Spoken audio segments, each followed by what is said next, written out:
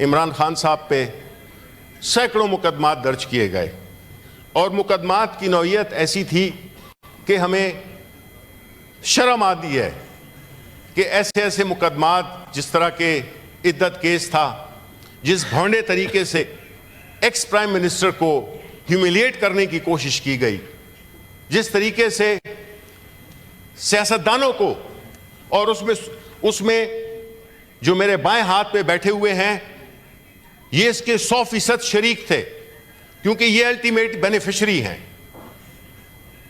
توشہ خانہ کیس ہو، cipher case ہو، جو بھی ہو، منہ کھانی پڑی، کیس ہارتے گئے، ثابت کچھ نہیں کر سکے۔ تو پھر ایک ایسا کیس جس کو کہ لوگ القادر یونیورسٹی کے نام سے جانتے ہیں، القادر یونیورسٹی، اور 190 ملین پاؤنڈ، تاثر یہ دیا جاتا ہے کہ $190 ملین کے اکاؤنٹ میں گئے ہیں۔ اب جب یہ ثابت نہیں کر سکے تو میں پہلے تو بتا کہ القادر یونیورسٹی کس لیے بنی تھی۔ یہ اس شخص نے بنائی جس نے کہ پہلے حکومت میں آنے سے پہلے، much before, when he was the most popular athlete in the world, most liked person in the country، انہوں نے اسکولوں کے بچوں سے چندہ لے کر یونیورسٹیوں تک اور مخیر حضرات سے کر شوکت خانم اسپتال بنایا، جو کہ کینسر کا علاج کرتا ہے، مفت علاج کرتا ہے۔ اور وہ لوگ جو کہ 25 سال حکومتوں میں رہے ہیں، ان کے ہاتھ سے کوئی خیر کا کام نہیں ہوا۔ اس کے بعد جب اسپتال بن گیا، علاج شروع ہو گئے، آج بھی دنیا کے بہترین اسپتالوں میں ہے، اور آج بھی زکوٰۃ خیرات کے پیسوں سے اور مخیر حضرات کے لوگوں کی ڈونیشن سے وہ اسپتال الحمدللہ چل رہا ہے۔ حالانکہ اس کے راستے میں بھی فنڈ ریزنگ کے لیے بڑی رکاوٹیں کھڑی کی جا رہی ہیں۔ اس کے بعد یونیورسٹی بنائی کہ پاکستان میں وہ غریب طلباء جن کو کہ موقع نہیں مل سکتا ایک اچھی یونیورسٹی میں جانے کا، ان کے لیے یونیورسٹی بنائی۔ اس کے بعد مختلف فلاحی کام کیے۔ تو یہ تو ان کا ریکارڈ ہے، یہ نہیں ہے کہ وہ آئے اور انہوں نے یہ القادر یونیورسٹی بنائی۔ پہلا ان کی، چونکہ وہ وزیر اعظم تھے، اس لیے جو ہے تو انہوں نے آف آل دا پلیسز، وہ جہلم میں ایک سائٹ پہ، ایک جگہ پہ انہوں نے اس کی بنیاد رکھی، جو کہ ایک ٹرسٹ تھی۔ القادر یونیورسٹی میں خان صاحب کا مقصد کیا تھا؟ مقصد تھا کہ ہمارے ملک میں بدقسمتی سے اتنی آگہی نہیں ہے، خاص طور پہ ینگ جنریشن کو، کہ وہ حضور صلی اللہ علیہ وسلم کی زندگی یعنی سیرت النبوی اس کا مین آبجیکٹو تھا کہ اس پہ تعلیم دی جائے، اور ٹیکنالوجی پہ، تاکہ ہمارا ایک اسلامی ملک ہے، ہمارے پیغمبر حضرت مصطفیٰ صلی اللہ علیہ وسلم کی زندگی ہمارے لیے ایک رول ماڈل ہے، تو اس کو کیوں نہ ایک ایسے ادارے سے کہ وہ کم از کم یہ روشنی پھیلاتا رہے حضور صلی اللہ علیہ وسلم کی زندگی کا۔ ہوا کیا؟ کیس کیا بنایا گیا؟ حسن نواز، جو کہ نواز شریف صاحب کے صاحبزادے ہیں، انہوں نے ایک پراپرٹی بیچی ملک ریاض کو۔ وہ پراپرٹی جو کہ کہتے ہیں، مجھے اس کی تفصیلات نہیں پتہ، لیکن جو کہتے ہیں کہ وہ کوئی 20 ملین پاؤنڈز کی تھی، اس کو 40 ملین پاؤنڈز شو کیا گیا۔ تو وہاں کی جو نیشنل کرائم ایجنسی ہے، انہوں نے اس پہ انویسٹیگیشن شروع کر دی، کیونکہ پراپرٹی کی پرائسز اور جو پیمنٹ ہوئی اس سے شکوک و شبہات ابھرے۔ ان کا ملک ریاض کا اور ان کا سلسلہ چلتا رہا، اور نیشنل وہ جو تھی کرائم ایجنسی، انہوں نے یہ فیصلہ کیا کہ یہ پیسے چونکہ کرائم سے نہیں نکلے ہیں تو اس لیے اس کو واپس بھیج دیا جائے۔ وہ پیسے، چونکہ یہ ایگریمنٹ ہوا تھا ملک ریاض میں اور نیشنل کرائم ایجنسی میں، NCA کے درمیان، اس میں حکومت کا کوئی تعلق نہیں تھا، وہ پیسے بھیج دیے گئے انہوں نے پاکستان سپریم کورٹ کے اکاؤنٹ میں۔ پاکستان سپریم کورٹ کے اکاؤنٹ میں جب بھیجے گئے تو کیبنٹ میں یہ بات آئی کہ یہ اس طرح کی ارینجمنٹ ہے جس میں کہ این سی اے کی کنڈیشن ہے کہ اس ایگریمنٹ کو پبلک نہ کیا جائے، اس ایگریمنٹ کو کانفیڈینشیل رکھا جائے۔ کیبنٹ نے اس کو اوکے کر دیا۔ جوائنٹ رسپانسبلٹی ہوتی ہے، اگر ایسا ہے تو پھر خان صاحب پہ صرف کیس نہیں بنتا تھا، پوری کیبنٹ پہ بنتا تھا، لیکن چونکہ مقصد تھا، اس میں کئی لوگ ایسے بھی تھے جس پہ کہ کیس آپ نہیں بنانا چاہتے، تو صرف خان صاحب کو ڈسکریڈٹ کرنے کے لیے کہ انہوں نے یہ جرأت کیسے کی کہ وہ خدا نہ خواستہ میں یہ کہوں گا کہ یہ شاید دانستہ طور پہ نہ بھی کیا ہو، لیکن چونکہ مقصد تھا عمران خان کو نقصان پہنچانا، ان کو سزا دینی، تو اس کیس کو جس میں کہ انہوں نے بنیادی طور پہ جو ان کی خواہش تھی اور جو اس کا آبجیکٹو تھا، مین آبجیکٹو تھا حضور صلی اللہ علیہ وسلم یعنی سیرت النبوی کو پروموٹ کرنا، تو آپ انتقام میں اتنے اندھے ہو گئے کہ آپ نے سیرت النبی پہ بننے والی کا مقصد رکھنے والی یونیورسٹی کو آپ نے کنٹروورشل بنا دیا۔ اس سے آپ نے ظاہر کیا کیا؟ آپ نے ظاہر یہ کیا کہ بھئی اگر اس ملک میں کوئی اچھا کام کرے گا، کوئی فلاحی کام کرے گا، اس کی خیریت نہیں ہے۔ آپ نے صرف خان صاحب کو تو آپ دے دیں گے سزا، لیکن وہ لوگ جو کہ اس ارادے سے اس ملک میں فلاحی ادارے کھولنا چاہتے ہیں، آپ نے ان کی کمر توڑ دی ہے کہ اس ملک میں کوئی فلاحی کام نہیں ہونا چاہیے۔ شوکت خانم نمل یونیورسٹی کے ساتھ ابھی تک کچھ نہیں کیا، میں ان کی توجہ ادھر نہیں دلانا چاہتا، بٹ فیکٹ یہ ہے کہ نمل اسپتال جو شوکت خانم اسپتال ہے اس کو تو کافی روڑے اٹکائے جا رہے ہیں ان کی فنڈ ریزنگ میں۔ پھر اس مقدمے کا کیا ہوگا؟ ایک دفعہ، دوسری دفعہ، تیسری دفعہ اس کی فیصلہ آنا ہے، لیکن آیا قوم یہ سوال نہیں پوچھے گی، دنیا یہ سوال نہیں پوچھے گی کہ اس شخص کو جس کا نام عمران خان ہے اس کو کس چیز کی سزا دی جا رہی ہے؟ ایک پیسہ، ایک دھیلا عمران خان یا بشرا بی بی کے اکاؤنٹ میں نہیں آیا، نہ وہ آنا تھا۔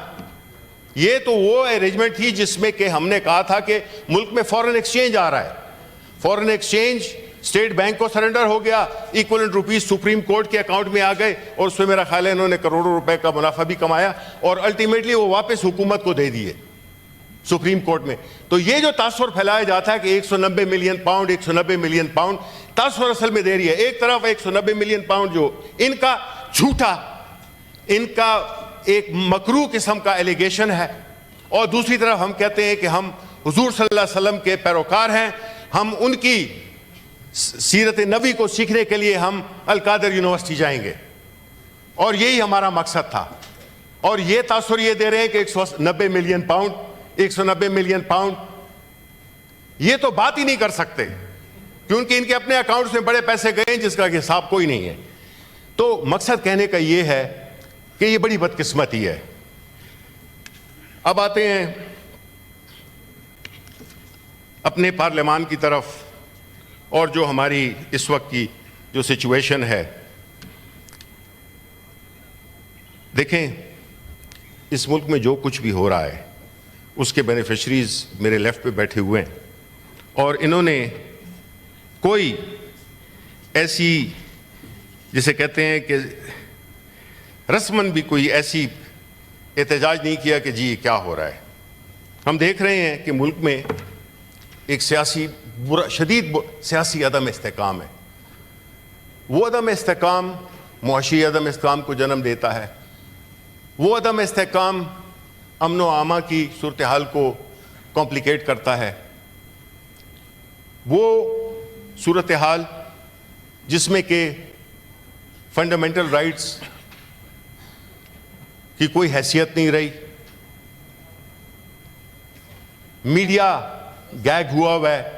ابھی بھی میں آپ کو بتا دوں کہ میں جو تقریر کر رہا ہوں یہ تقریر نہیں دکھائی جا رہی، میں آپ سے ریکویسٹ کرتا ہوں چیئرمین صاحب, آپ اس ہاؤس کے کسٹوڈین ہیں, اور ہاؤس جو ہے تو صرف گورنمنٹ کا نہیں ہوتا, اس میں اپوزیشن لازم و ملزوم ہے. That's why they have the leader of the house and leader of the opposition. یہ تقریر نہ دکھانا کیا شو کرتا ہے؟ انسیکیورٹی, کہ کہیں کیا بات دل میں نہ اتر جائے. او بھائی, اب تو ہزاروں طریقے ہیں بات پہنچانے کے, لیکن جو بھرم ہے وہ رہ جائے کہ اتنی کم از کم سچویشن بری نہیں ہے کہ کم از کم اپوزیشن لیڈر کو جب بات ہو رہی ہوتی ہے, ہم نے اسٹینڈنگ کمیٹی میں بھی اٹھایا تھا, مجھے نہیں پتا اس کا کیا ہوا, لیکن یہ نہیں ہے کہ ہم نے اس بات کو نہیں اٹھایا. آپ fundamental rights, political rights, media gig, کبھی پاکستان کی تاریخ میں اتنے پولیٹیکل پرزنرز نہیں تھے جو کہ آج ہیں. مارشل لاء کے وقت میں بھی نہیں تھے اتنے. آج جیلیں بھری ہوئی ہیں, جگہ نہیں ہے. یہ کسی جمہوری حکومت میں یہ ہوتا ہے؟ میرے ساتھی I'm sure جب جواب دیں گے تو وہ یہ جواب بھی دیں کہ کبھی بھی اتنی تعداد میں آپ نے دیکھا ہے کہ اتنے سیاسی قیدی ہوں. ہم بحیثیت ایک سیاسی جماعت جو کہ قانون اور آئین کی حکمرانی میں یقین رکھتی ہے, ہمارا یہ ماننا ہے کہ ہمارے جو سٹرگل ہے جمہوریت کے لیے, اس ملک کے عوام کے لیے, اور وہ جو شخص 800 قیدی نمبر 804 بیٹھا ہوا ہے وہ قوم کے لیے بیٹھا ہوا ہے. اس نے اگر اپنے آپ کو نکالنا ہوتا تو ہمارے پاس یہاں پہ بڑی مثالیں ہیں, واضح مثالیں ہیں. نواز شریف صاحب ایگریمنٹ کر کے چلے گئے, پیپلز پارٹی والے بھی NRO کا سمجھوتا کر کے وہ بھی آ گئے. عمران خان یہ کام نہیں کر رہا. اس کی وجہ یہ ہے کہ اس ایک شخص کی قربانی سے آپ کے ملک کی جمہوریت, آپ کے ملک کا مستقبل ایک روشنی دے رہا ہے. ہم یہ سمجھتے ہیں کہ عمران خان جو کہ اس وقت علامت بن گیا ہے پاکستان کے سیاسی استحکام کا, پاکستان کے معاشی استحکام کا, پاکستان کے نوجوانوں کے مستقبل کا امین بن کے لوگوں کے دلوں میں گھر کر گیا ہے, تو اس کو ہمیں اس طرح سے ٹریٹ نہیں کرنا چاہیے. ایکس پرائم منسٹر ہیں, ان کے ساتھ جو سلوک روا رکھا گیا, جس طرح سے ان کو اسلام آباد ہائی کورٹ کے کسی بھی پرائم منسٹر کے ساتھ یہ نہیں ہوا. عمران خان کو کالر سے پکڑ کر اسلام آباد ہائی کورٹ کی پریمیسز میں سے گرفتار کیا گیا.